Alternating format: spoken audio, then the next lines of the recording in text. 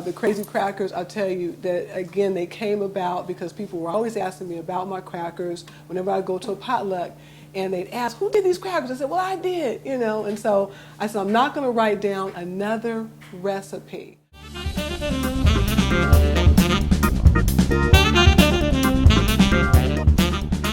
I'm going to put it in a book, and the name was given to me by a wonderful dear friend, he and his wife, Dennis and Jane McCrenna, and they named me the Krazy Cracker Lady. And I said, if I do a book, it's going to be named Absolutely Abeba's Krazy Krackers. I absolutely love it, and we're just going to kind of experiment. We're here in the kitchen with some wonderful vegetables. We have tomato, celery, fresh corn. Corn is still in season.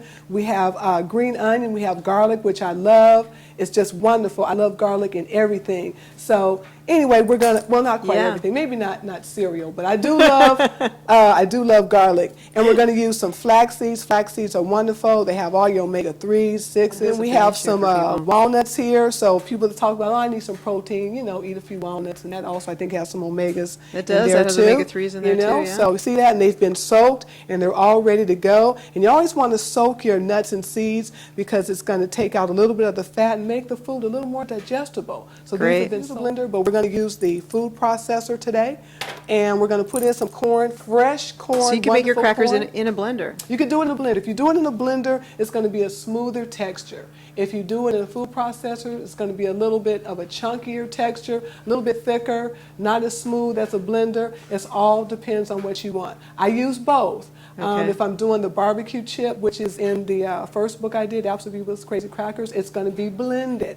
and that's why it's a chip, very thin. This is going to be a little bit thicker, and so it just depends on what you want, what you like. The main thing is it has to have crunch. Okay. That's the secret to a good cracker, the crunch. Okay. So we're going to put in some fresh corn, just a little bit, because we're just going to show you how to do something in a food processor. Then we're going to put in some garlic. Love garlic. You can put as much as you want. Throw that in. Then we're going to do a little bit of green onion and just chop that up just a little bit. You don't have to do anything real fine because it's going to be all mixed up in the food processor anyway. So we'll do that, get all that onion right in there. And then tomatoes, which are wonderful. I also like sun-dried tomatoes, but when the season is almost over, well, first of all, the sun-dried tomato has a lot more flavor, a lot more pop. And so you can take, after the season is almost before the season is over, you can buy a lot of tomatoes and dry them yourself in a dehydrator. And the dehydrator is a wonderful appliance. That was the first thing that I got because I wanted to make something crunchy, and crackers is what I had to have. And I said celery and carrot sticks is not the crunch I want. I got to have something else. So we have some celery. I'm just going to cut up just a little bit of that, and then we're going to put it in the food processor, blend this up, and you can put in whatever seasoning you want. I like a lot of spice, so we could use chili powder, we could use cumin, which I love the smell of cumin. Basil's in season now, you could do that. Easy too. Very. You know, Abeba, one thing I think people love about your crackers, we have to show the final product when we're done with this piece here. All right. They're very thin. Yes. Which I know you have a secret to that. And they do. They have this kind of like superior type of crunch quality to them. Oh, you're too kind. Thank you so much. Oh, they're true, really special though. That's true though.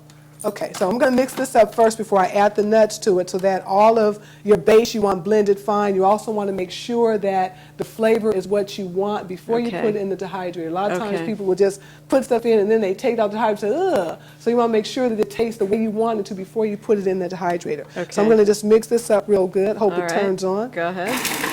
Yep. That's kicking. It should be mixing up real nice like that. Right. Okay. I don't have to add any water to it because of the juice from the tomato. So I'm going to turn that off. I'm going to take this off and see. Okay, I'm going to just This is kind of the basis for your corn chips, is it not? Absolutely, yes. Now with the corn chip, I add sunflower seeds. I don't put tomato in there. I just do fresh corn, a lot more corns because it is a corn chip. So I'm going to mix this up. Ooh, the onion and garlic smells wonderful. I wish you guys could smell it on TV land, but you'll just have to use your imagination. Okay, going to mix that up some more so that it's very smooth, and then we'll add the walnuts to it and the flax seeds, just a little bit.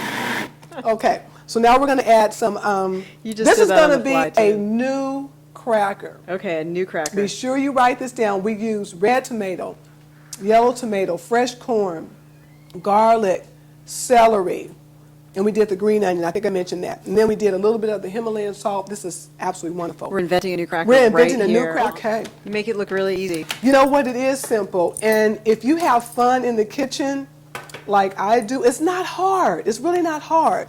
And you want to experiment. That's how Krazy Krackers came about. I was experimenting, and people were saying they liked it, and the more they said they liked it, the more I wanted to do it. Right. And I absolutely love doing this. This is my contribution to raw food lifestyle. That's it's a great the best thing I could contribution. have ever done, because people love crackers. They do. And if I can continue to do them, not if, but I will continue to do them, because I love them myself. One thing that I do want to share, a lot of Please. times when people get my book, they always say, you only, make just a couple of trays.